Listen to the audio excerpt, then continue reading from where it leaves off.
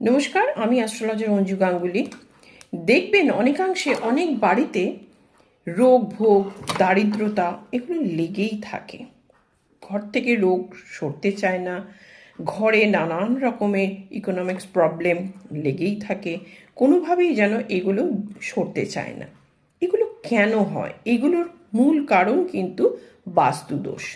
যদি কোনো বাস্তুতে বা কোনো বাসস্থানে ঈশান কোণে যদি কোনোভাবে বাথরুম আসে, তাহলে জানবেন সেই বাড়িতে কোনোভাবেই রোগ ভোগ কিন্তু সারবে না, এবং সেইখানে কিন্তু মারাত্মক রোগও কিন্তু বা দীর্ঘদিন ব্যাপী যে রোগগুলো মানুষ বহন করে সেরকম রোগও কিন্তু হবার সম্ভাবনা থাকবে।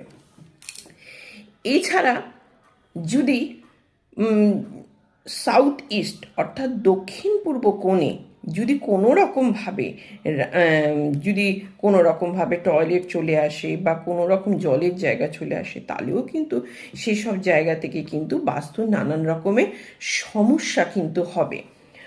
আর আপনার যদি বাড়ির সামনে অর্থাৎ যেখান থেকে আপনি এন্ট্রি নিচ্ছেন অর্থাৎ প্রবেশদ্বারের সামনে যদি রাস্তার সামনে যদি দেখেন গেটের সামনে কোনো উল্টো দিকে কোনো বড় কোনো গাছ রয়েছে বা বড় কোনো ট্রান্সফরমার রয়েছে কাছাকাছি, সেখান থেকেও কিন্তু আপনার বাড়িতে কিন্তু বাস্তুদোষ সৃষ্টি হবে।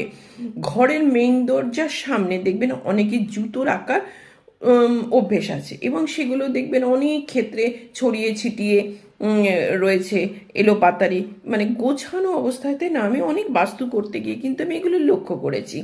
সেই বাড়িতেও জানবেন কিন্তু কোনোভাবেই কিন্তু দারিদ্রতা বা রোগ ভোগ এগুলো কিন্তু ঘর থেকে যেতে চাইবে না। উত্তর দিকে মাথা রেখে কখনো ঘুমাবেন না। তার কারণ হচ্ছে উত্তর দিকে মাথা রাখলে কিন্তু একটি ম্যাগনেটিক ফিল্ড কিন্তু আমাদের শরীরে আকর্ষণ করে, সেটা কিন্তু আমাদের স্বাস্থ্যের পক্ষে শুভ নয়। এছাড়া এই উত্তর দিকে মাথা যদি করে শোন, দেখবেন মাথার নানান রকমের সমস্যা হতে পারে, অর্থাৎ মাইগ্রেন হতে পারে বা নানান রকমের সাইনাস প্রবলেম হতে পারে।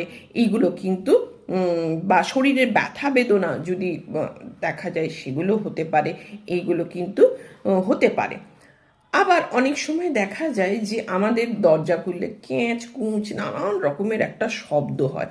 এগুলো যদি গৃহের মধ্যে হয় তাহলে কিন্তু জানবেন বাস্তুর কিন্তু সমস্যা হচ্ছে, এবং সমস্যার জন্যেই কিন্তু বাড়ি থেকে কিন্তু অশুভ শক্তি